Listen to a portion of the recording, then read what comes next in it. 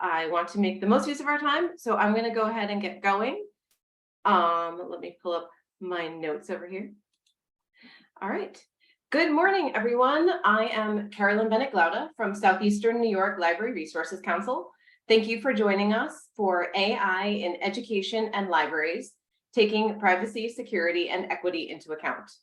Before we get started, I'd like to take care of some housekeeping. I can help you with tech issues, and that includes captioning, sound, and requesting a CE certificate. But while I'm doing this introduction, my colleague Claire Lovell is here to help you with any technical problems that you might have, so you can direct a message to either of us in the chat.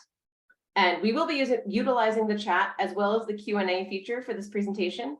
So if you use the chat, just make sure that your messages are going to everyone rather than just panelists, unless you want to just chat to the panelists. And you can just toggle that on the feature. It should be default to everyone.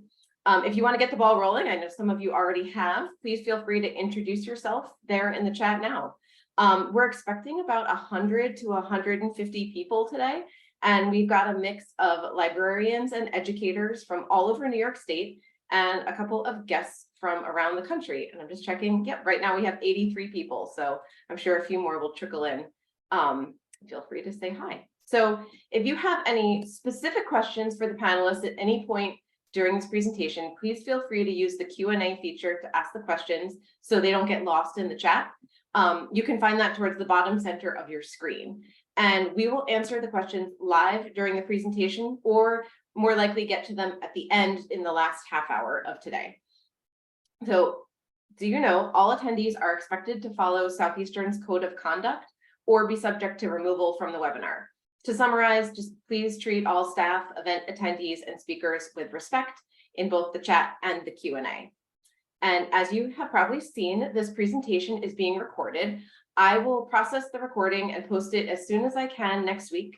And then I will share the recording link with you via email. So keep an eye out for that. You should also look to the chat towards the end of this webinar for a CE certificate request form that will be coming towards the very end.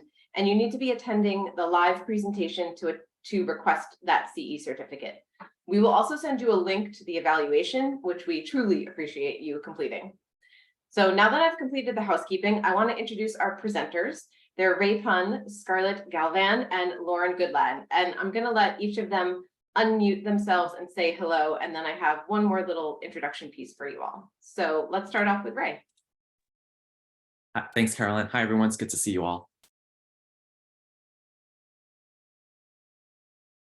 And Scarlett. Hi, I'm Scarlett. It's great to be here. Thanks for coming. And Lauren. Same here. All right, thanks. Okay, so as I mentioned at this onset, I am Carolyn Bennett-Glauda. I'm the Program and Outreach Manager at Southeastern New York Library Resources Council. I'm a member of the Library Freedom Project, and in the past few years, I've been doing a lot more work focused on digital inclusion and equity in the community. That includes managing our digital navigators of the Hudson Valley Project. And this program that you're at right now came about from a request from one of our school library coordinators who wanted some response to the demand for training on this really hot topic. So as you might have seen in some of our marketing, the takeaway of this program is that if an administrator comes to you and says either, we should be using more AI, or we should not be using AI, we want you to feel empowered to answer that person and say, we're going to use exactly the right amount of computational technology to get the job of learning done. So last week, Ray, Scarlett, Lauren, and I met to discuss what we wanted to focus on today. And we felt that something key to start with is, although we are talking about AI and artificial intelligence, and that's what got you all here today, we will not be talking about a technology that is either artificial or intelligent. It is critically important for us to understand that these machines aren't learning. They're not human. They are performing computational tricks that look like magic on the front end. But on the back end, they're hungry machines that are using statistics, algorithms, copyrighted works, and our data to spit back something that approximates human creativity. So our purpose today is not to make a value judgment on AI or have you walk away from the next hour and a half thinking you need to throw your laptop into a volcano and take refuge in the woods. Our purpose is to empower you to see through the veil of tech company marketing, to protect your data and your intellectual property, and to be advocates for ethical technology.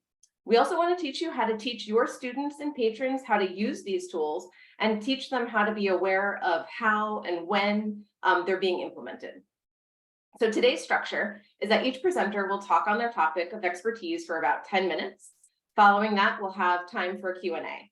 And as I mentioned in the opening, you can use the Zoom Q&A feature to load up your questions as they come. And in the meantime, I hope you've been using the chat to introduce yourselves and keep using it to be social. We may not have time to get to every question you have since this is a vast topic. So we will also have collected some additional reading materials that we're going to post on our website, where we will also post the presentation slides and the recording sometime next week when it is available. So having said all that, I'm delighted to have these presenters here, and I'm going to turn it over to Ray. Great. Thank you, Carolyn. Thank you so much to the Southeastern New York Library Resources Council for putting this together, along with the co-panelists here. I'm delighted to be here, and thank you all for making time for today, joining this session. And I will share my screen, as you can see here. And I'm coming in from California in the Bay Area. And I'm originally from New York, actually. And so I'm going to be talking a little bit about the work I do as a school and academic librarian and its role in teaching and learning. So I'll say a little bit more about that in terms of the work I do. So feel free to reach out to me if you have any questions. So first, I work at the Alder Graduate School of Education, which is based in California. It's a teacher residency program. And I show this because this is something that I think connects with some of the discussions we're having, right? The goal of this graduate program, as a sole librarian, I'm here to help support 450 teacher resident students, grad students, to think about the role of public education and healthy democracy, and thinking about experimentation, our work with K-12 school partners and so forth. And so the overall is to really think about the positive social change, right? And where does AI come in with some of the work we're doing and the teaching workforce in general? So I wanted to sort of highlight this. We are a one-year master's program out in California, accredited, and it is also my role to be a faculty member. I have just finished up a seminar teaching 5 credentialed teachers on different research skills and so forth. And we talked about AI, and I'm going to share with you all what some shared in terms of their experiences and thoughts about it in their different schools. So first, I just want to share that I am not a technologist. I am not an AI expert. That is not an area I've been trained at, but I'm a librarian. I am an explorer, a teacher educator, a researcher. Like all of you here, we have ways to critically think about what we're seeing in the media, online, and to interrogate the tools that are out there. So I want to encourage you all to come in with that framework as well. But note that if there are specific, sophisticated questions, technical questions, it's something that's most likely beyond my scope, but I can tell you from my experiences what's been going on. And first, we start with ChatGPT today. As Carolyn mentioned, there are many tools out there, including the closed captioning that's generated. But ChatGPT itself, for those who are not familiar with it, it stands for Chat Generative Pre-trained Transformer. And it started in November of 2022. You may have seen it on the news. And I've been talking to many folks who are educators and teachers. Many of them still aren't aware of it, to be honest. And it was quite interesting to hear that.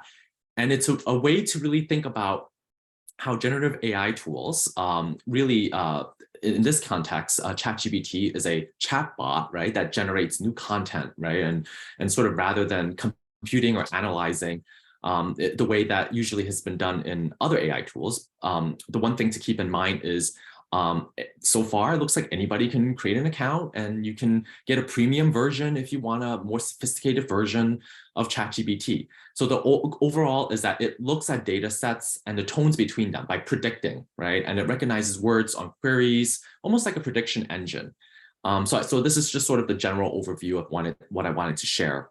And now we're moving on to what happened in New York City, right? The first is that back in late in the fall or early this year, New York City schools banned it, right? And then now it's like, oh wait, actually that was a knee-jerk reaction. So there's going to be a lot of this back and forth, and I can tell you right now, in the schools in California, many are still exploring, many aren't even talking about it. So I think it's going to be challenging in a sense of where we are to be consistent of policy, and maybe it won't be consistent. And so I think it's just going to be more complicated how each institution operates and view these tools coming forward that is available to our learners, our students, our teachers, etc. The other part to keep in mind is that we're thinking about teaching and learning. There's going to be biases in racism, misogyny in the data itself, and also the implicit bias in aspect. So I was talking to some of the teachers that I was teaching this past week, and I came up with ChatGPT conversations and AI. And one of the things that came up was, you don't have to use a tool to be biased, right, necessarily, but you might assume students are using this tool and have that bias. Meaning, if you see a student who speak with an accent, maybe a student of color, right, and you start assuming, wait, how can they write like this? They must have used ChatGPT. It didn't occur to them, right? And so that's something to keep in mind. There's this sort of explicit and implicit bias that's happening in teaching and learning.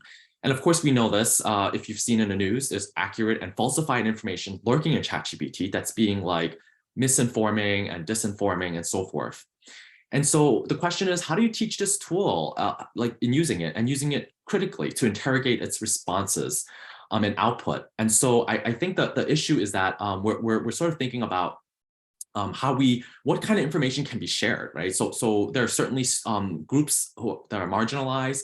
Maybe they identify as transgender or from undocumented families, and we got to be careful for our students that are from those backgrounds to use this tool, because these issues also happen.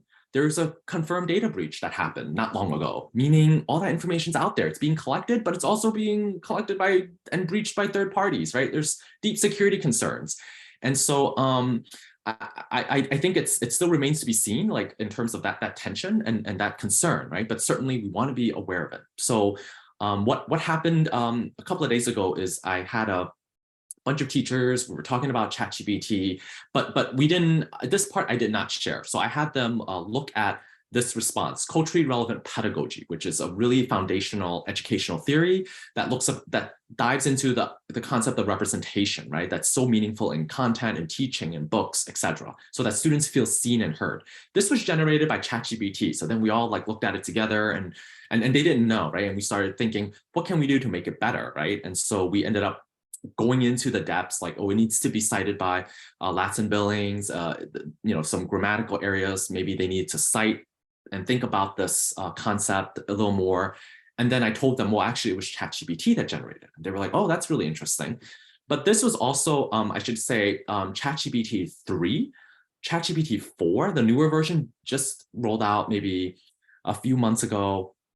And they came up with a more sophisticated response. So this technology is evolving, right? And so I wanted to share that I did not have them all create an account or anything like that. I used a burner account to sort of like let them see, right? Like, and then I just used the response and I pasted it in the slide deck or PowerPoint so that they can see and we can like on Zoom together to discuss it.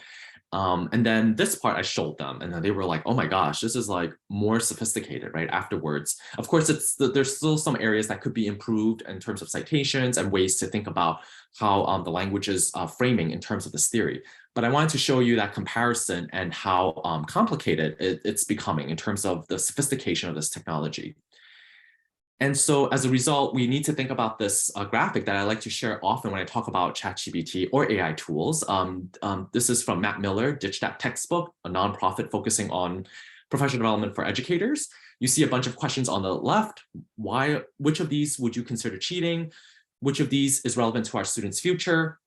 Which of these would you use in your work as an adult, right? And it's really thinking about the whole idea of plagiarism and cheating and how all of that is sort of revised or reframed because of how we are thinking about these tools. And then there's like a scale from bot created to student created. and then a series of nuances. And then we had this really great discussion with the class, right? And talking about what counts for cheating. And it's still not clear, because we know that ChatGPT and these tools can also purportedly support learning differences, right? Especially if you have ADHD. Some of the faculty members I work with have said it has been helpful. But in terms of students, right, where does that go, right? And so this is something, a sliding scale where you need to discuss and sort of be in sort of agreement and sort of understanding that it's constantly going to be evolving too. So then I show you this from Cornell University Library, also based in New York.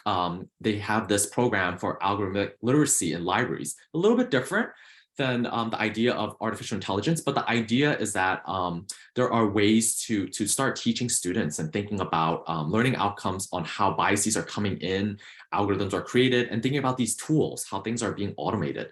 And then there might be questions later about how public libraries are using this tool, which we can certainly get into. The idea of interlibrary loan, chatbot virtual reference, coding. There's a lot of examples that we can get into that I've been seeing that public libraries are doing. But for academic libraries, there are ways to sort of incorporate these kinds of elements, these learning outcomes in your information literacy program. And so for my role at Alder, I have been the tasked to work with faculty members and students to think of ways to communicate ChatGPT or the usage of generative AI tools, thinking about that graphic and so forth. And so I'm talking with faculty members, checking with student services regarding academic honesty policy, having small group discussions, at the end being some sort of awareness of on the same page. We're not gonna have something that's permanent. It's going to be evolving as the technology goes, and we need to see the data of how students are or are not using it. And so I show you this working progress where we created on the syllabus where people can see and what we decided, which is that students will have to cite if they use the tool, and if they do use it, they have to paraphrase and quote, this tool so that we're aware of it. They don't have to use it, right? It's really opt-in process. But the idea is that there's also a liability statement because of the misinformation that comes out of it. So we want to make sure that students are aware of it as well. So this is work in progress for the summer. It's going to change again in the fall. That remains to be seen. Fall just starts in a few weeks, and I need to regroup with my colleagues to figure out ways to think about this. Now, I know I'm a little bit over time, but I wanted to share these little other aspects here, some other considerations. I know many schools, especially in the K-12, have been like, they want to ask their students, if they're using it and sort of demonstrate their knowledge and understanding. I'm not sure how effective that is, but that's something I've been seeing. And some are using sort of other ways to surveil, right? Using GPT-0 by Edward Tian from Princeton, right? To check papers. It's not 100% accurate. It's another sort of tool, but then it creates this surveillance culture. And it's something we don't necessarily want to keep building upon, but it's something that a lot of the K-12 system is sort of operating, right? And so that's something to keep in mind. The tool is definitely not going away. We're using Google products, Google Docs. This came on Twitter. And unfortunately, that is also being generated to train AI models, right? And so I wanted to throw this out there for you to see. Another social media post I saw was this, a list of different tools besides ChatGPT. There's like so many, one for music, one for games, one for speech, creating deepfakes. It's really, astonishing and quite frankly difficult to grapple with these tools that keep changing and growing and how it will impact learning and creativity.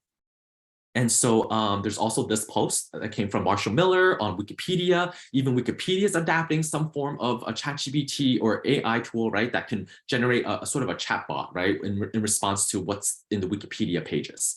I know that was sort of like a lot of information, but I want to end with these two last points, which is that, whoops, I don't know why that opened up. Let me move on to the next slide. So this is a meme I like to use from Lisa Simpson being outraged, right? We see a lack of funding appreciation of humanities and social sciences in higher ed for like decades. And then this is where it's coming up right now. Technologists are not thinking about the ethical concerns because they're not trained. There has been no appreciation of humanities and social sciences degrees and fields. And as a result, there's going to be a lack of understanding of marginalized experiences and injustice that's happening because of how social scientists and humanists think, right? We think about injustice and ethical concerns. And also, there is an effort to humanize artificial intelligence as our personal assistant, as this and that. But we're also seeing a wave of dehumanization of trans people in this country. And so as a result of more data, it leads to more injustice, right? And it's something we need to really think about critically. And that's what I've been trying to do with my students, thinking about these sort of issues and concerns, and what they do in the classroom afterwards.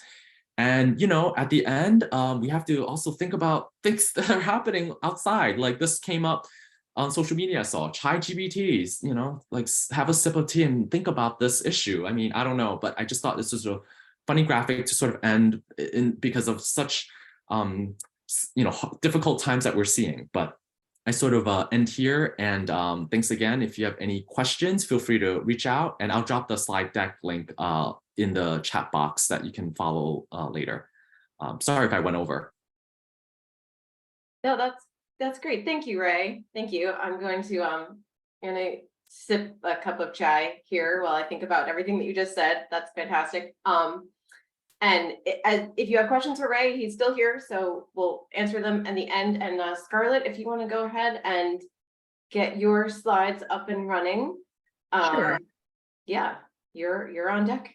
All right, let me make sure I can actually do this in the right order, as though I haven't been presenting. Yes, it's okay. We have a little bit of buffer time for slide For a transition long built in, time. so we don't want anyone to feel rushed. Ray, you're a hard act to follow.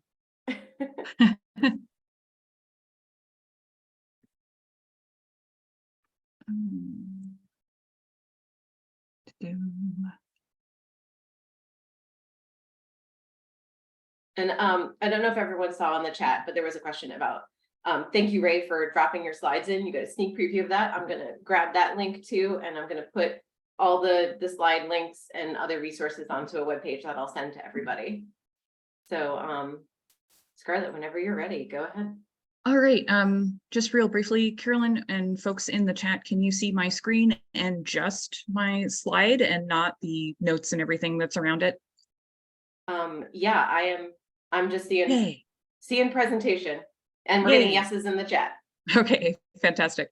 Okay, thanks so much. So hi, I'm Scarlett Galvin. I'm the collection strategist librarian for Grand Valley State Universities in Allendale, Michigan. My research interests are sort of in socio-political dimensions of library technology and infrastructure. Just briefly, I want to say thanks so much for having me. I spent some time, not enough, in SUNY, and I miss my colleagues all over New York State. So I'm glad to be talking with those folks again. I thought I saw Alan in the chat. Alan, hi, good to see you in virtual form again. So just a note on language really quickly, because I might slip up a little bit. I've had conversations with Lauren about this earlier. The AI doesn't learn, and we say this all the time in our discussions about it. This is a language artifact that I'm really guilty of, and I want to make sure that I clarify it. The AI that we see, particularly in image programs that I'm going to talk about today, have already learned a thing. Everything about our experience with these, sort of like Carolyn was mentioning earlier, feels like a human-like kind of intelligence, but it isn't. It's just statistics and modeling against those statistics and data. But in talking about AI, we'll end up using terms in a pretty fast and loose way, because we're trying to describe a process and get our heads around it. It's one way that the marketing and certain degrees of hype around AI are so insidious, particularly in education, will give over, otherwise assign really significant agency and a certain magical or dreamlike quality to them without always interrogating what's happening. This, I think, is the biggest opportunity for library workers and educators and others to act, is to approach AI potentially as another text or resource, another sort of form to be both recognized and held accountable for how it renders that data and where that data comes from. And we also have to take into account how data in our systems is used to construct and modify those models. And almost all of the images that you see here will be things that I've generated in AI image generating programs like Lensna and Midjourney. So Just briefly, AI has been used by artists well before a lot of the image generator apps that we see today took off. What's different about this moment is how widely available they are to use, which I think is why we're having such a similar kind of discussion now that we did. It feels really similar to Wikipedia with some notable differences that I think Ray has touched on extremely well, and I know Laura will get to. This is probably my favorite example of AI trained art. It's by Chris Brodley, who's a PhD student. When he made this, he basically created an image set of antique illustrations of fruit. The USDA, for example, has a huge collection of them. And then he gave the AI he'd been working with a picture of a dinosaur and basically said, tell me what this is. And it came back with these illustrations because it only had images of fruit illustrations to work with, and a very limited set of them by comparison. So in addition to not knowing exactly the scale of current data sets that AI like Lensa and Midjourney are trained on, the difference in scale is part of what I think drives a certain anxiety around this as we're able to access it now. I can't get my head around intellectually what 6 billion images looks or feels like at once. That's the scale of the models that a lot of image generators are using. And just really briefly, a note on hype. Miriam Posner is a professor at the UCLA iSchool, does a lot of work in digital humanities and supply chains and other great stuff, who mentioned recently, I understand the logic of incorporating ChatGPT in your classroom, especially if you think people are going to use it anyway, but part of me rebels at using something just because some guys invented it. Just because someone invented a new cat food doesn't mean I need to feed it to my students. And Miriam goes on to note that a good portion of her class session that day was, however, devoted to understanding how ChatGPT works, which I think Ray got at earlier of, we're going to do this and sort of kick the tires on it and interrogate it as a text and help us understand it. And I don't think that it makes us resistant or unadaptable to want to take a moment to thoughtfully consider how technologies work in classrooms and how they might be impacting our experience of information. I think that means we're doing our jobs, since literacies are more than one thing. So I went poking around Lesna, and these are images that it came up with, other than making me a tarot card, which I don't totally mind for fun. It's also making me thin. And it's worth noting that I didn't give Lensa anything other than a headshot with shoulders and above selfie, right?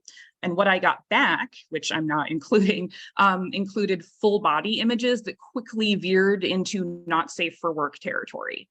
The images I generated, some of the images that I generated with Lensa with really boring selfies as input were overly sexualized in some way or cartoonishly sexualized in some way, sort of like the woman on the cover of a fantasy novel kind of thing, like swords and sorcery kinds of things. Aubrey Gordon has talked about this. She's an advocate and author and one of the hosts of the podcast Maintenance Phase and the subject of the documentary Your Fat Friend, which everyone should see if you can, posted examples of how Lensa's AI took her pictures and rendered a much thinner version of her headshots. And while the company that develops Lensa, Prisma Labs, knows that there are issues with bias in the underlying data set used to train this AI, they seem completely unprepared for how the internet works or how bias works, or how the total of those biases might be magnified in a data set that includes billions of images and would immediately be weaponized. So I don't mind engaging the possibility or potential of AI, but what I do mind is doing it with zero threat modeling. So this is from a TechCrunch article with a discussion with the CEO of Prisma Labs, who said, we trained it, the AI on a sizable set of unfiltered data from across the internet. To be more precise, the man-made unfiltered data sourced online introduced the model to existing biases of humankind. The creators acknowledged the possibility of societal biases. And I have to say, possibility is doing some real lifting in that statement. And there are models now that researchers are working, to produce, and because researchers also want to be responsible about what they're putting out there, but they include filters and disclaimers. But ultimately, any harm that comes from those models is sort of being written off from a marketing standpoint as, well, that's just a misuse of the technology. So if harm comes to you, we're not responsible for it. And it's weird that this keeps happening because the internet likes to shake things to see what they'll do, like the time that Microsoft released an AI chatbot called Tay and users immediately filled it with awful nonsense basically taught it how to be a racist jackass, and Microsoft had to take it offline in less than a day. With a statement that came out later that says, it appears that the testing of Tay did not properly cover those who would actively seek to undermine and attack the bot. And this seems like such an obvious safety question, to say nothing of research protocols and safety considerations and the things that Ray brought up. And so just briefly focusing on Midjourney for a moment, if you want to kick the tires, there are 3 ways to potentially investigate the black box and interrogate it a little bit, again, with everyone's consent in terms of their image use and using a throwaway email account to start an account, things like that. I started using it as a form of free writing because I wanted a visual representation of those feelings and experiences over time. So you have Imagine, which generates an image based on a text prompt. You have Describe, which is image to text, that was just recently released. And you can use that to develop text prompts. And I see that as a window to understanding how Midjourney understands an image. And then Shorten, which analyzes a text prompt and assigns scores to each word, which again is another way of kind of lifting the hood and understanding what's going on with the model underneath it. Because again, sort of like library search engines, these are all black boxes that we don't have a lot of control over. And these were all generated with Imagine. I have the prompts on the right for those of you that are interested in that. Lisa Frank is the community's favorite prompt addition if they want to add color. And while these aren't perfect representations of, kind of what free writing I, wanted to empty out of my brain, it's helpful in some way to capture them like this. And I'd given early feedback to Midjourney about the ability to train future models on sets of exclusively public domain images, but the ethical issues have already happened. Materials under copyright have already been harvested to build those models. So what can we do? Just really briefly, this is an image. This same image actually is described by Describe as elegantly formal and unpolished, which, fair. That's a fair description of my presentation in this photo and professionally in general. But Midjourney appears also to be taking the statistical nearness of the filter I used in the original photo and reading it as a Black woman. Describe describes my photo as a young Black woman sitting in a chair, etc. And then also this prompt, which if anybody knows what Spencer, I'm sorry for having so many questions about so many things, is a reference to, I would love to hear from you. So when I took the description and then made it imagine the description, it's basically a idealized version of a selfie of me. And it also, whenever there are names listed in a prompt under Describe, it goes to a Google search. So that's another way that we're kind of, figuring that out. Describe also gave me some language that I'm not sure how the model would be handling it. And also the tendency of folks to put core underneath everything. Just briefly, and I'll share my slides out because I don't want to go over time too much. This is one of Christopher Manson's works. He's from Buffalo. And sort of being able to tease out those descriptions, Wounded Angel by Hugo Simberg, and Midjourney's sort of inability to handle that. And then of course, Shorten, which will assign scores to each word. This is important because it's coming to a platform trading on your trust soon. OCLC has announced a materials recommendation AI in WorldCat, and they demoed it at this year's ALA conference in Chicago. Clarivate, which now owns every major library search platform, has announced a partnership with the company AI21, and the press release for that includes that they're leveraging all of the data that they have access to. And that's also very concerning. And so it's creeping in, again, in these ways that I think just asking basic questions about the marketing copy will yield very interesting discussions with vendors. That's what I have for you all today. Wow, thank you, Scarlett. That's a lot to think about. Appreciate it. And Lauren, I'm going to let you start with your slides. And again, remind everyone, if you have any questions, drop them in the Q&A, and we'll have like a panel discussion after Lauren's presentation. So looks like you are up and running. Okay, thank you so Yeah. much. So I'm Lauren Goodlad. I am at Rutgers. I'm the chair of an interdisciplinary initiative called Critical AI at Rutgers, and also the editor of a new Duke University Press journal called Critical AI. Thank you so much for this opportunity to share my thoughts about the technologies now being commercialized under the rubric of generative AI.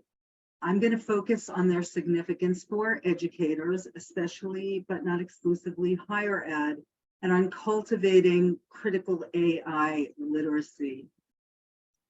Educators had barely recovered from the pandemic, and reintroducing dizzied students to in-person learning when ChatGPT came onto the scene in November 2022.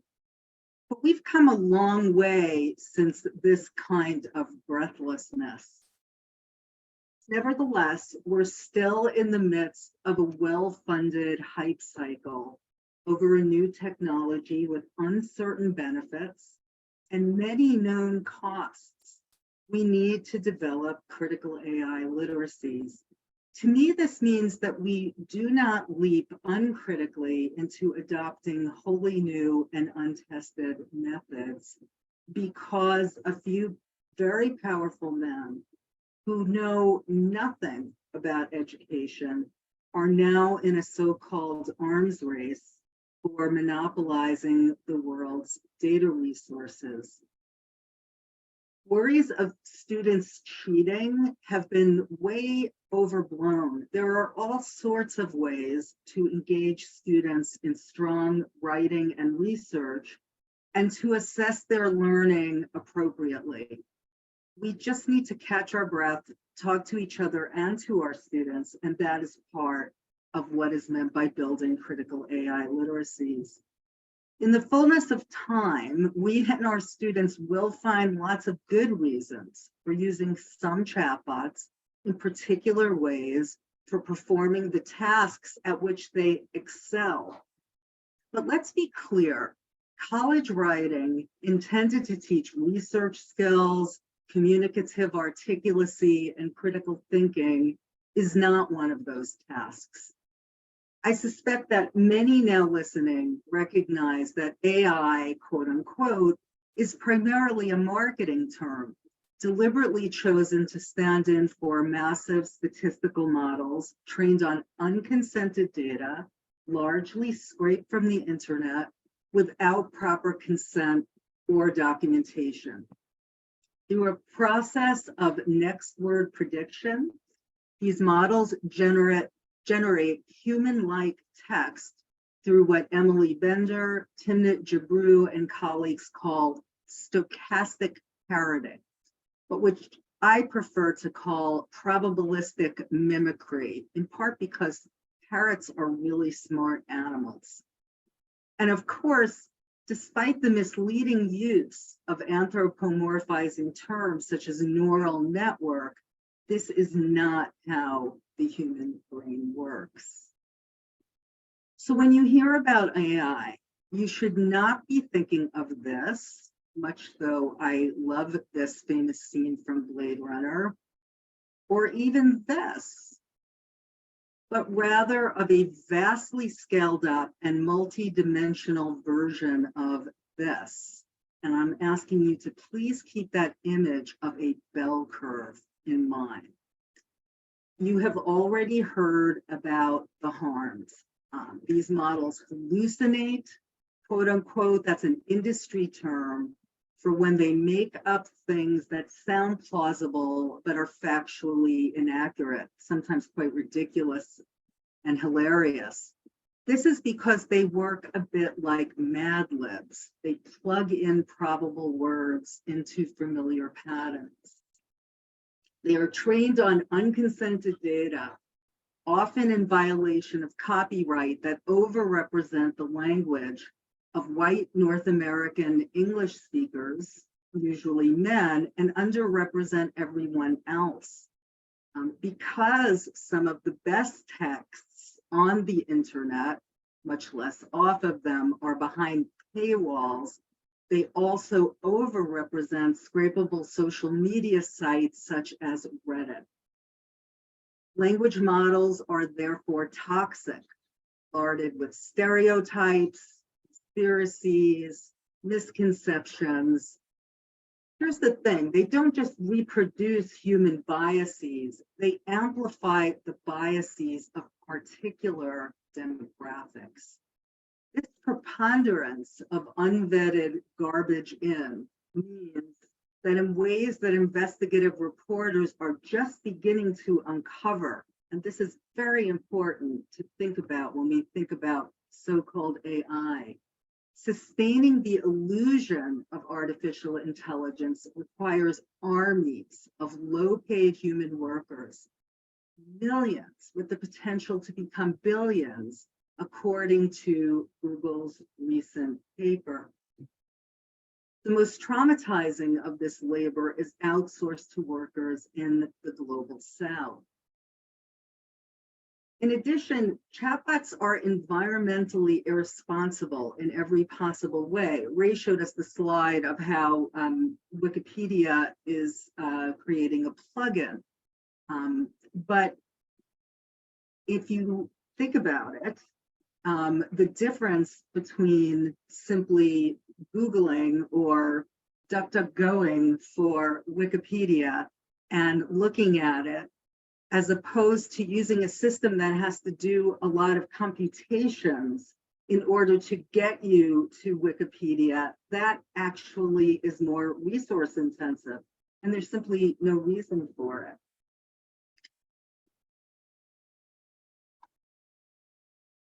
Going back here to my list of harms, chatbots subject us to nonstop surveillance, by technocrats who have been lusting after the educational domain for decades.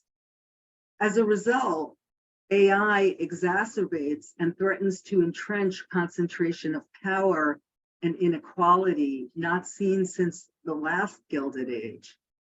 In the meantime, the pressure to teach our students skills like prompt engineering, because this could be the job of the future, is an unexamined fantasy. Why? Because tech companies will gradually incorporate the most useful prompts into their models, just as for decades they've helped themselves to our personal data, while proprietary AI systems scrape centuries of print culture in the public domain, a historic legacy that was digitized in the effort to create an accessible commons, and put it behind paywalls to sell to people like our students, along with endless surveillance marketed as effortless writing. Commentators like business professor Ethan Mollick both champion the supposed quality of auto-generated writing at the touch of a button, and worry that our lack of effort will deprive life of meaning. But whether we call auto-generated text writing, and whether these outputs fulfill communicative and critical needs, is and should be an open social question.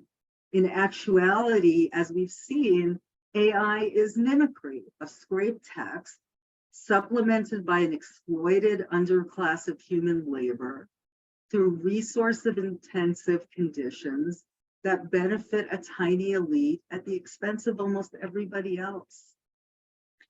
It's also an open social question whether chatbots configured as one-answer machines are appropriate research tools for students or anyone else.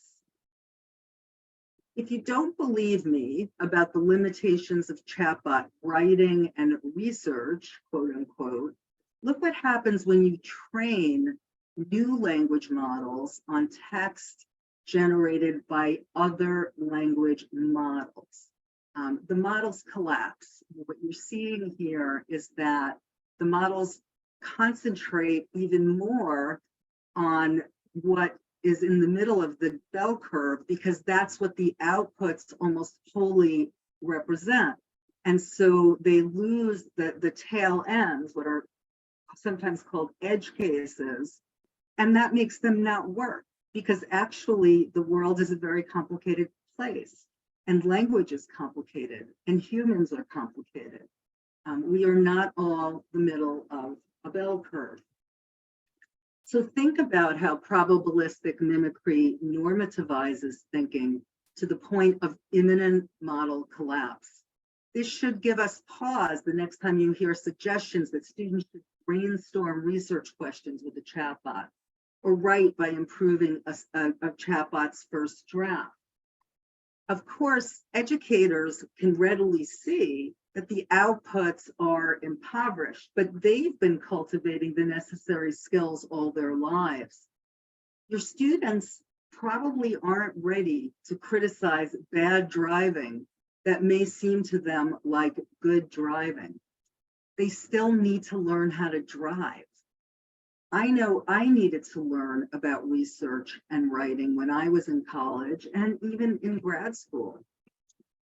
Do any of us believe that Bill Gates or Sundar Pichai will be educating their children and grandchildren to rely on surveillance chatbots to produce middle-of-the-curve outputs handed in as if it was their own work? Some say that chatbots are interactive and therefore can help people learn. Interactive digital learning was all the rage with CD-ROMs in the 90s and aughts. These technologies never lived up to expectations, in large part because people get tired of looking at screens. Likewise, MOOCs, all the rage about a decade ago, failed to live up to expectations because most people learn better through live human contact with fellow students as part of the process. I'm not suggesting that there's no place for chatbots or AI more generally in our future. I simply see no evidence that they are a solution for most educational challenges, so that before rushing to implement every new idea we're sold, we need to develop critical AI literacies in dialogue with our students, colleagues, affected communities, and political representatives. If there are good pedagogical uses for classes, say in data science or as time-saving techniques for finished work, we'll find that out soon enough. I close with a few steps that may be pertinent for librarians. My general advice is that we have no reason to panic. The hard part is that we need to educate ourselves and help educate our colleagues, and hopefully we will get resources for that. We need to teach our students how chatbots work, as Ray and Scarlett are already doing. Critical AI literacy begins with recognizing that AI isn't just a technology, it's a political economy that concentrates power. But this doesn't mean that we can't be chill. My students know that I know that they know about chatbots and are probably experimenting with them. Although I discourage them from using chatbots for either research or writing, and I can talk a little bit about that in Q&A if you're interested, I make clear why. I have them do a research experiment, contrasting the results they get from a chatbot with what they get from 2 different search engines, and in some courses with databases pertinent to the topic. I encourage awareness that auto-generated ideas, in effect, summaries of summaries of summaries. The novelist Ted Chiang calls this a blurry JPEG of the internet. That we may be inaccurate, stereotyped, or just too basic. That these summaries of summaries of summaries cannot possibly empower anyone to do their best critical thinking. But I do teach my students about chatbots, and I teach them to use them through probing exercises with them. This enables my students to use bots as data scientists would, qualifying them as researchers rather than passive consumers. And they can tell future employers that they did so. So this is actually not done by me, but you will find it on the Critical AI website. It's Professor Daniel Estrada's work with his senior seminar. Here, generating images of CEO. Here his students are doing an ethical risk chart like that recommended by a data scientist and computer scientist named Deb Raji. And again, more time for this in Q&A, I hope. Thank you. I really look forward to your questions. Thank you. Oh my gosh, that was a lot and great. Thank you. Lauren, I'm going to glom onto the thing that you said about live human contact, because we've now come to the part of the webinar where we're all here to chat and answer some questions. So please, all of you who are in attendance, put your questions in the Q&A as you have them. We have a few that came in via registration that we could get to. We have one that just came in because I'm not sure if everyone here can see the Q&A, and I know that anyone who's watching the recording won't be able to see it. So I just want to say we got a question from Susan that says, my colleagues and I have gotten stuck on one slide that Ray had for those writing in Google Docs. Google updated terms of service, so anything you type will be used to train AI.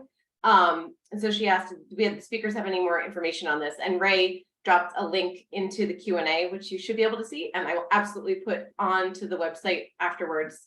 So Ray, I don't know if you want to talk about that anymore, or give it some context. Yeah, so it was actually changed quite a while ago, but there were more updates coming in on July 1st that Google's privacy policy now says, like, Google use information to improve our services, et cetera, right? So it's training their models, but it's also like unclear because it's also, there's sort of this concern of to what extent are they using it and so forth. I think because it just happened 27 days ago, I think this kind of policy might change over time. I don't have any more information than what I saw and what I shared on the website, but if Lauren or Scarlett want to jump in and add more, please feel free. They will use everything that they can view. If you've ever had the experience, if you have an Android phone, as I do, and you use Gmail, as I used to do, now I use Microsoft Outlook, they do the same thing. You will sometimes notice that if you send an attachment with something that you wrote that has something unusual. So in my case, when I noticed this, I wrote something that mentioned just once the Hippocratic Oath. I started to get articles recommended to me about the Hippocratic Oath. Now that's when they were using it just for micro-targeting. I'm sure they were also using it to train models. Google, it's not like these things came out of thin air in November 22. They've been working on them for years, and Google used to be sort of like ahead of the curve. And one of the reasons why they're behind is that they were more reluctant to come out with these products that are known to be biased, stereotyping, and hallucinatory, quote unquote. They didn't want to tarnish their brand, whereas OpenAI is perceived as a startup, even though they're really part of Microsoft. And really, Microsoft had less to lose, they thought, because nobody ever used Bing anyway. It's just sort of like an also-ran search engine. So now Google is quickly catching up. And of course, they're going to train things on Google Docs.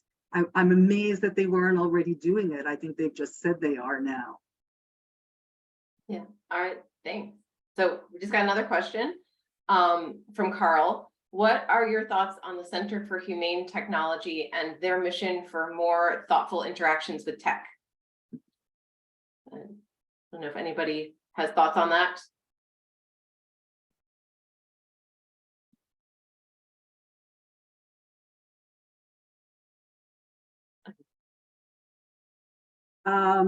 I see that the founder is Tristan Harris, and Tristan Harris has a reputation of being a kind of a, I don't like to talk down people, especially not when I'm being recorded, but suffice to say that he has been described as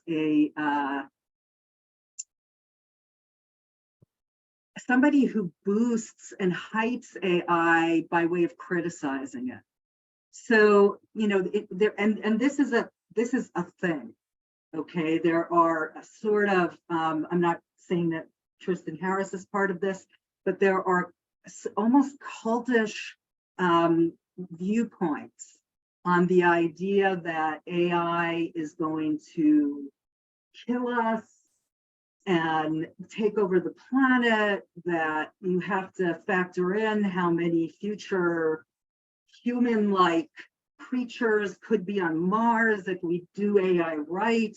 You know, they're sort of like dystopic sci-fi that is quasi-utopic, and they are larded with eugenic ideas. And what's problematic about them, apart from those eugenic ideas, is that they downgrade the importance of actually existing AI harms that are happening right now, and that you should already be thinking about 100% of the time that you're thinking about AI. I think Tristan Harris is sort of at the, you know, I put him somewhere on this spectrum, but I'm not saying that he is a long-termist or a eugenicist, because I simply have no evidence that that's true. All right, thanks. All right, I'm going to move on to a question that came in from registration, and Ray and Scarlett, this might be up your alley. So somebody asked, perhaps we librarians are not aware of it yet. Is AI affecting public libraries yet? Yeah, I can start first. I know that I mentioned some of the services that are already embedded in all library types, usually like interlibrary loan, resource sharing. So the issue is when people use that kind of tool to suggest types of resources out there, it can falsify that information, and it's actually creating extra labor, especially to our interlibrary loan colleagues, because they're finding things that don't exist, and then there's no way to authenticate those items. And so public libraries also have that service, right? The resource sharing, so it's impacting them. But in terms of like how they are using AI, so I've seen that some libraries are thinking more about bringing in speakers to talk about AI, coding, really thinking about, there was one that came out recently from Butte, Montana, the Butte Library there, and they created a sort of a Q&A with one of their local historical figure. And so people can use this computer that's connected to this sort of bot where you can talk to this historical figure to learn more. I don't really know how I feel about it, because I know a couple of months ago, or maybe a month ago rather, I forget which organization, but it came out in the Washington Post where they mentioned that they had a conversation with Harriet Tubman using AI, and that like didn't go as well. And I don't know, to what effect or implications in general, but in terms of like for the libraries, right? So I did see some of that happening. And I'm going to share here from the urban libraries. They had a report on AI leadership brief. Granted, this was in 2019. So this was before COVID and definitely before ChatGPT's like arrival. But you can see here some of the conversations people are doing. In Singapore, they have tried to use AI in the public libraries there to identify sources that have been popular, that have been relevant, and then they try to like do some data analytics with that, right, and push it out to other users. And in Toronto public libraries, there's definitely more discussions on having more coding, training, and understanding the programming side. So I'll stop there.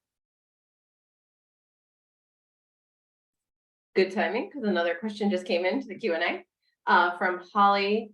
Says, I think it was Scarlett who talked about OCLC and their companies demoting AI enhanced products at ALA around the time that showed a very toothy fish image.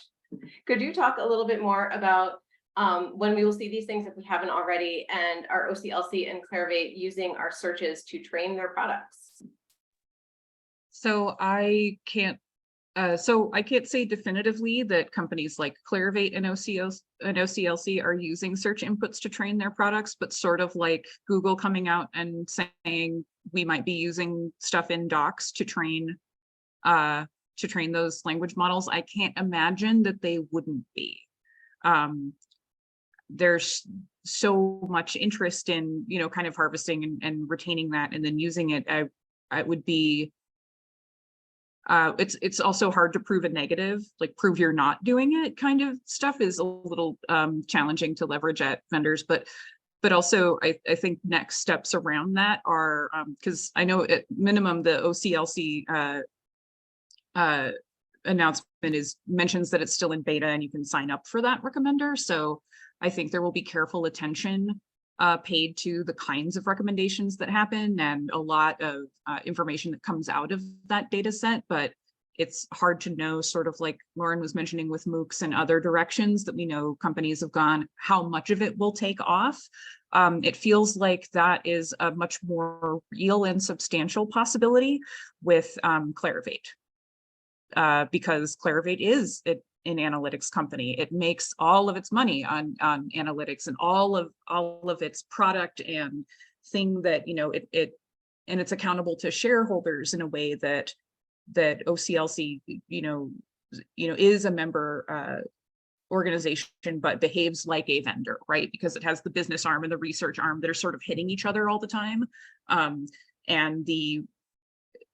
I think one response is, well, it's just a recommendation algorithm, but it's a recommendation algorithm that is in most libraries in the country, potentially, that can be accessed by anyone. So there's, you know, a variety of considerations there. I can't say definitively what's being harvested, but I think just like with, you know, Sophia Noble's work on Google, with Matt Reedsma's work in Summon and in EBSCO Discovery Services, there will be evidence of how that data is being used that shows up in our systems.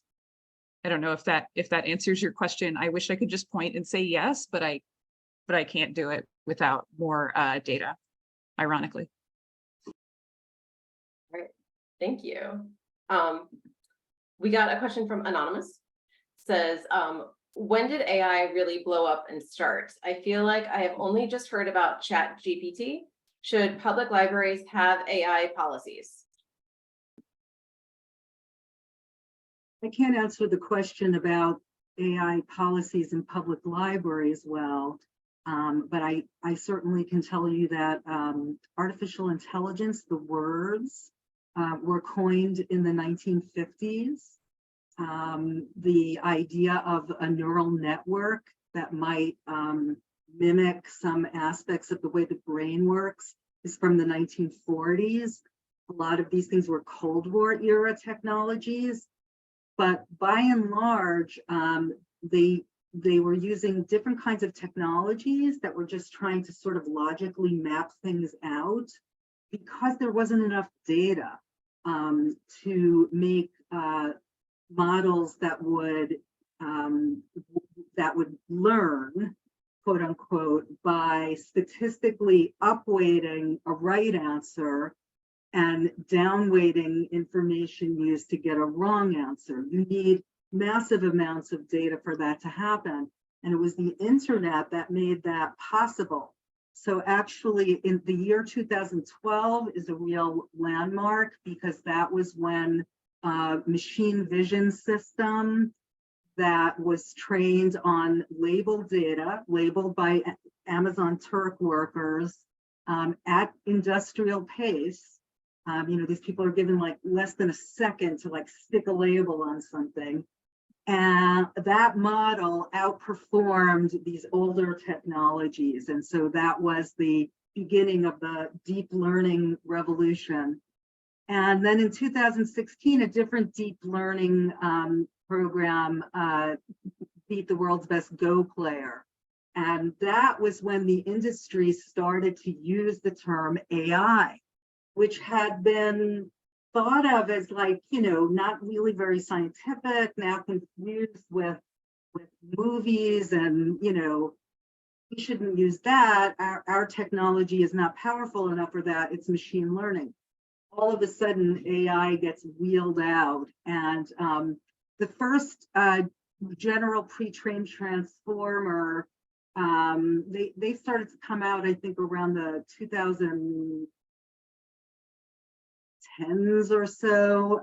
Google, you may notice, is using some of these models to like synthesize the results or pick up something from out of, like, so like you put in a search term And instead of getting a list of URLs that you might go to, you get like what the model predicts will be like the answer that you want. And that is already starting to use the kind of technologies that made ChatGPT the big thing that it was. But again, up until ChatGPT's OpenAI says it was unexpected.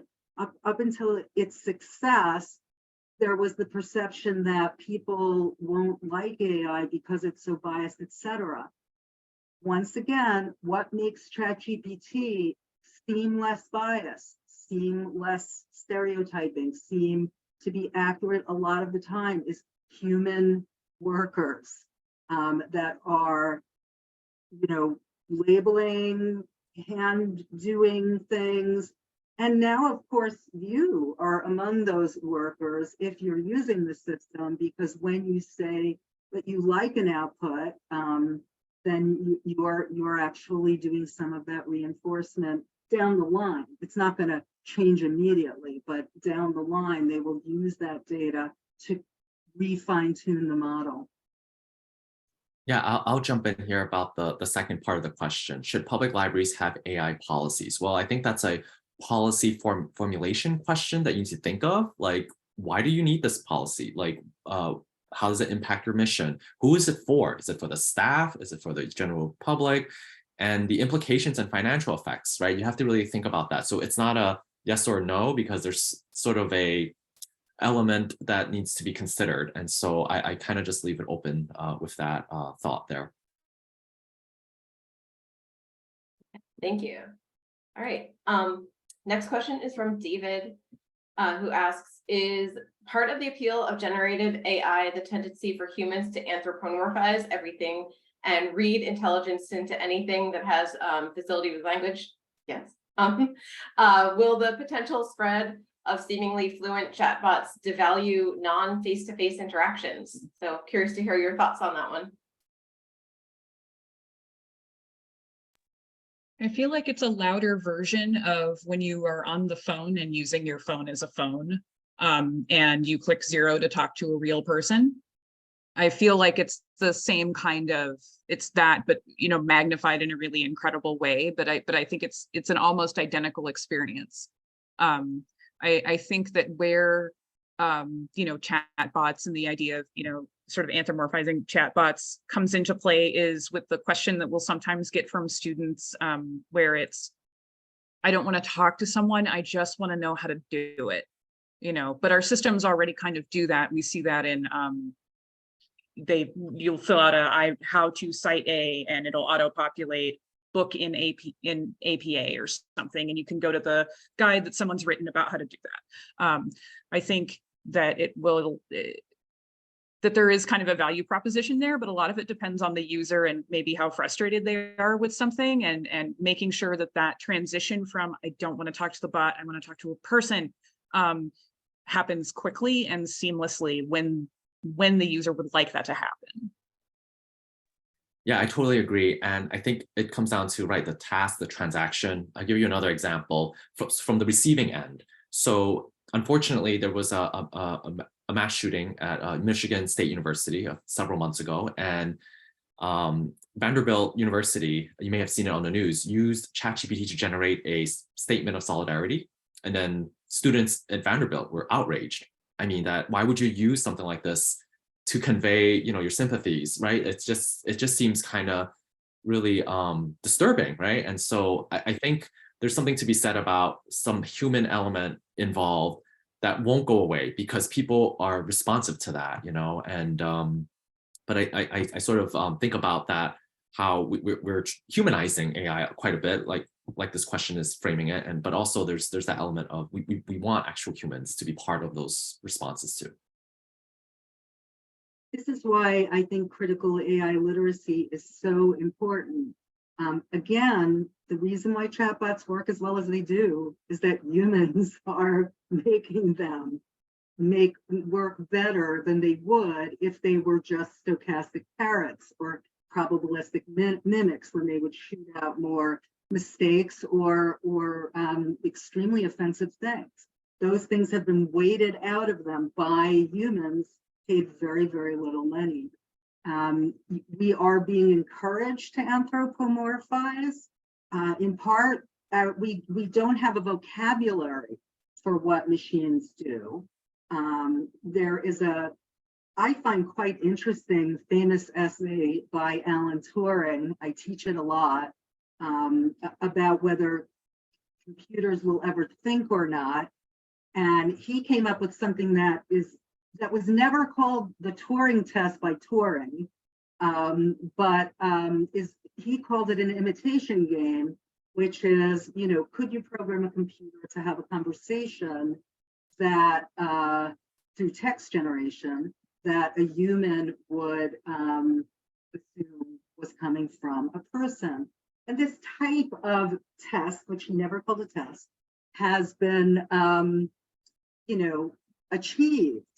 In fact, it was achieved in the 1960s by a computer programmer called Joseph Weizenbaum, who has a wonderful book that you should read. And he invented a chatbot called Eliza. And as a result, the known tendency of humans to assume that anything that speaks sensible language is like them human is called the Eliza effect. Companies are thrilled that we have this tendency. We have companies like Replica AI that is for a personal assistant that will tell you how great you are and look really cool while it does it.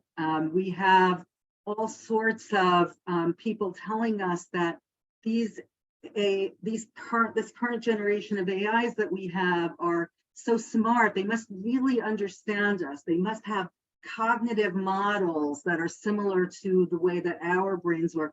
These are just assumptions. I mean, these people are themselves either they're engaged in wishful thinking in order to make their technology seem more powerful than it actually is, or they are saying things that they know will help them to sell products. Thanks. And I'm thinking about how many conversations I've had with actual humans that don't make any sense too. All right, so let me answer that live. So the next question that has come in is from David. Wait, no, we did that one from Drew. In thinking about the political weaponization of fake news and contemplating how much raw base material in combination with how fast AI can construct text, images, etc., is there any impetus to mandate a created by AI signifier by these companies or political parties yet? If the signal to noise ratio on social media is already harrowing, I cannot imagine public access to these AI tools to make it better. And I'm going to add a little bit to that. What do you think librarians and educators can do as far as advocacy goes? And how can we be proponents of this ethical technology when, in light of this question?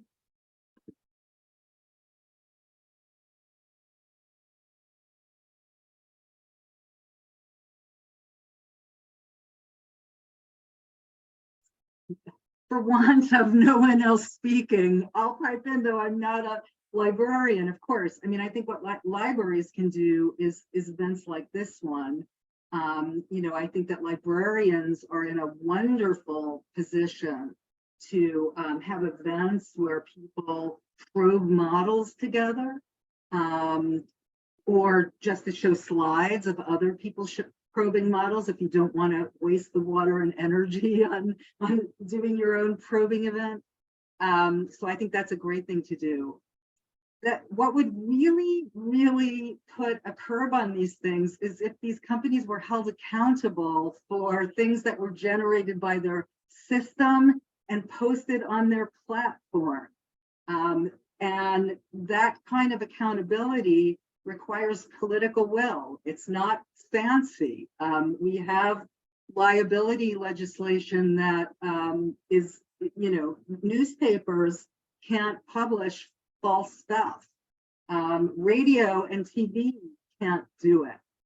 This particular technology, since social media, just happens to have come about at a time when there's a lot of anti-regulatory attitudes in the air, and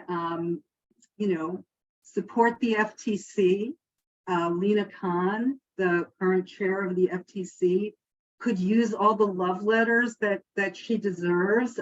She is constantly insulted and treated terribly because she's actually enforcing current laws to prevent these things from happening. I think on the accountability front, it means that when we do see, wherever it is that we happen to be sitting professionally, when we do see these things marketed to us, understanding that asking for transparency in the model, that asking to understand it better, that being able to get at some of these questions that we have about bias, about collection, about the human labor underneath the data sets, about all of the things that we've talked about today, is part of that sort of regulatory framework that Lauren and Ray have talked about, but also or have otherwise touched on, but also that it's I think we anthropomorphize vendors too, and scholarly businesses in the sort of scholarly publishing and scholarly communications realm. It is a business relationship and a valid question to demand that kind of transparency and accountability as part of the business relationship, because it's not aligned with our stated values. It's not aligned with our actions. It's not who we say over and over again that we are in professional documentations and understanding of how we want to present and help people get to that place of being able to evaluate and ask questions and be more literate in these kinds of contexts. That's a valid question. And anyone who tells you no one's asked us that before, or I'll get back to you and never does it. There's an incentive for them to conceal these things. We need to disincentivize that behavior with money and by withholding the purchase of those kinds of services, and not accepting it as a reason for a price increase either. Well, we've developed this new tool. Great, I don't care. We're not using it, and I don't think we should pay for it. I was just going to ask or say that what incentives do businesses have to, change their models, or to, so it's sort of like, I was just watching something in journalism. It was on Important Company. And what was happening was in India, they already created the first, artificial intelligence anchor, right? And so it's already taking over, the field of journalism, which has been underappreciated for so long. And so now you have this, and then the conversation was like, well, what incentives do these companies have to not use them? It's like, it's all for profit, right? Or in a way to really gear that attention. So I think part of it is, for sure, agreeing with what Scarlett and Lauren saying, having more conversation, raising more awareness with the transparency, and acknowledging that there's going to be these issues coming up. And if we really don't recognize them, then it will have greater impact that will really impact society. So having conversations is great, because it's a way to really inform and connect, and through the public libraries or academic libraries and so forth. But certainly it's one of those things I've seen a lot in schools, in the K-12, P-12 area, where it's like everyone's like jumping into these new tools and not thinking about that. And I think that's sort of something else that's raising concern, maybe because public schools or schools in general are like so underfunded, right? They have no resources. And so they have to use this tool to address some of the issues that they're going through, right? And that's there's a root issue there that this AI tool is substituting to address, but there's something else going on that's deeper. So. Yeah, awesome. Thank you. Yeah, I think that's great points all around. There's one other question that came through in the Q&A, and Scarlett answered it. So I'm just gonna note it here for the recording, and if you have anything else to add, feel free. So Holly asked, some discussions I've heard recently imply that models will eventually get good enough to cut out that low-cost human nature. Do you think that will happen? And Scarlett replied, not until there's a significant advance in contextual understanding at a human level, which I don't see how it's possible now. So if there's anything you want to say to expand on that, feel free. Yeah, we see this all the time from people who do content moderation and are paid those terrible wages, and do have to look at the worst and most terrible parts of the internet in order to make it somewhat usable for us. I know people who've done content moderation for Twitter and Yahoo and Facebook and other things who've said, machine, learning algorithms will flag this as something, but looking at it as a person, when you get something that's banned or you've had a post removed or something like that, a person has to review it, right? When you make the appeal to see what's going on, it still takes a human to make that kind of assessment. It still takes a human to say, no, this got shut off automatically, but it's not the same kind of symbol that we're looking for. It's something else. It doesn't mean anything here, but it would absolutely mean something again in a different context. So yeah, there's still a human element there. And that's why I think it's so critically important to surface the labor involved in all of these transactions and all of these clicks, like everyone on the panel has said. I just put into the chat, I'm not sure if you'll be able to see it if you don't already have a Twitter account, because the owner of Twitter has now, the owner of Twitter has so badly devalued the worth of that social media platform that he's desperate to get money out of people. But if you can see it, what you're looking at is somebody who prompted, I think it was Stability AI, I'm not sure, I'm forgetting which model it was, but one of the image models, to show a 1900 scientific laboratory, and he named a bunch of things that it should show, chronometers and things like that, and make sure that there was a female scientist talking to male subordinates on the left. And here what it shows is it can give you two men, it can give you a chronometer, it can give you a laboratory, it can convincingly give you all sorts of things from 1900. It cannot give you two female scientists. And that just shows you, there's that edge case. There were female scientists in 1900. It just doesn't have matching images. And so it leaves out that thing because it's not able to handle something that it doesn't have, significant correlative data for. It will just ignore it. That's like another test named after a person who didn't name it themselves, like the Bechdel test for AI. Are there two women represented talking about something other than a man? Only if they're on Lensa talking about their diet. Yeah. Oh, yes, I'm happily eating salad in my AI photo.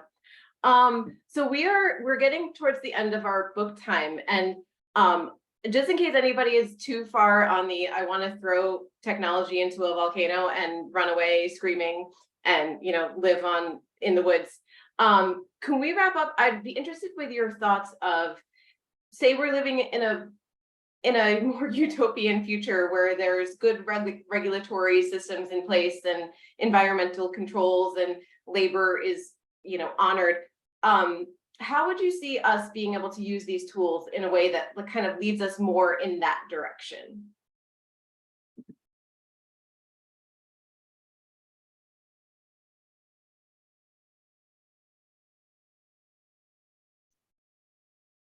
Data-driven predictive analytics, which is what AI is, can do a lot of great things for us. It's just that what it's being heavily commercialized and promoted to do, which is to be a way of firing X number of journalists because now it's easier, or telling the people now on strike, the Writers Guild Association strike, that they have to, one issue is that if they're asked to revise a screenplay, they get paid less. And that means that you can generate an awful script, one that actually might be harder to revise than to just start from scratch, but pay for a revision. So, again, studios would like to be able to capture digital data of actors, people that they pay for like a day's work, and then they would own their digital data. So those are like the kinds of uses that are being heavily marketed.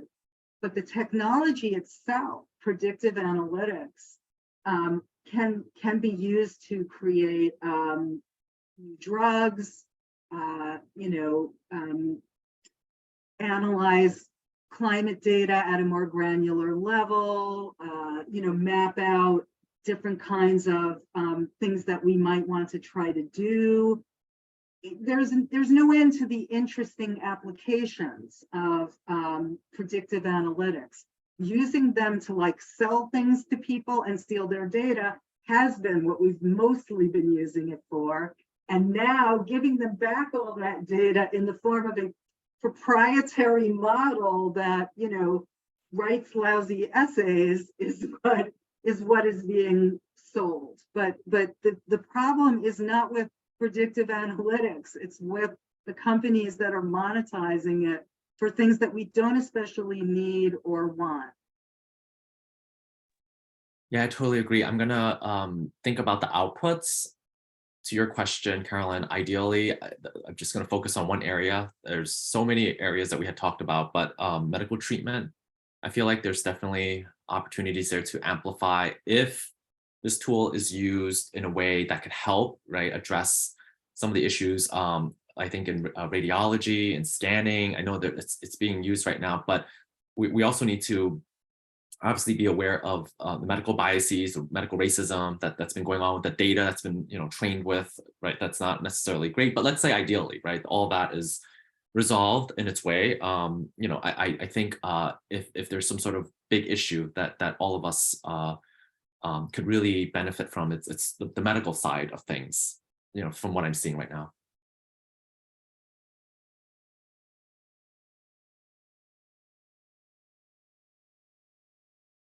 Rilla, did you have anything you wanted to add here? I think certainly there's a bit of a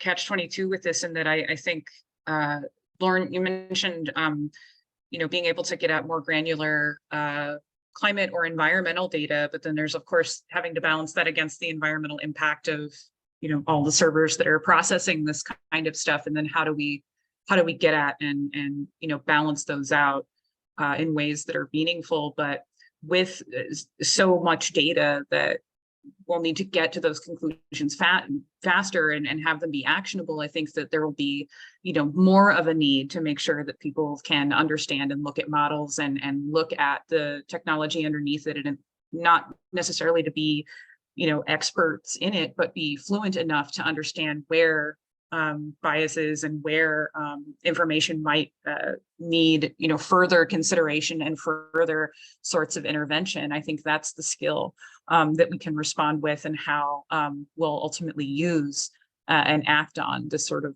vast amount, incomprehensible amount of information we have that we could act on if the underlying model allows us to do so. Like Ray is mentioning with medical biases, it's like even the question of something like BMI, which was never meant to be applied in the way that it is. I can't trust any decisions that are then rendered on billions of records, right? Because the premise of the question itself is not correct. And that's not good bench science. So so I think that's where the value of ultimately the conversations that we can all have, and ultimately where the value of this stuff lies once we get in there. But like Lauren is saying, we can't, because it's all being scraped and then put behind a paywall. Stop me if this sounds familiar, kind of stuff. This is an environment we've worked in before. We know how to do this and how to advance and be advocates in the context of these platforms. Somebody wrote in the chat that resistance to data scraping is futile, or actually they simply wrote resistance to scraping is futile. Perhaps resistance to scraping stuff that's on the internet that is not copyright protected is futile. But copyright infringement is a real issue. Companies are saying that it's fair use. when it was for research, it was fair use. Now that it's for making money and actually harming some people, harming their ability to sell their own artwork, say, that's not fair use, right? That's real copyright infringement, and hopefully the courts will recognize that. Also, just think about the intensive labeling that we have on, say, the food that we eat, right? We know, now I'm not saying any of these things are perfect, but we know a lot about what is in processed foods, ingredients, etc. This is what we should know about our models. We should know what their carbon footprint is, what researchers should be able to see what data they were trained on. That used to be information that companies release because they thought of themselves as part of a research community like academics. They don't do that anymore because they're competing with one another. So they don't want you to know. But if we had that kind of full disclosure, amount of carbon footprint, kinds of human reinforcement that were put in, what the software architecture is, what the data sets were, that's the beginning of some real accountability and enables people to build critical AI literacy without having to, really do a lot of heavy lifting on their own. Thank you. I think that's a good place to leave it. And like I said, there's so much more we could talk about. And I'm really honored to have you all here today. Ray and Scarlett and Lauren, thank you. Thank you so much for the time you've given to this and your presentations and everything. I do want to go ahead and wrap up now. So I've saved the chat and the transcript, and I'll gather up all these resources and the recording and send them out to you as soon as possible. Thank you everyone for being here today, and I hope you have a great weekend.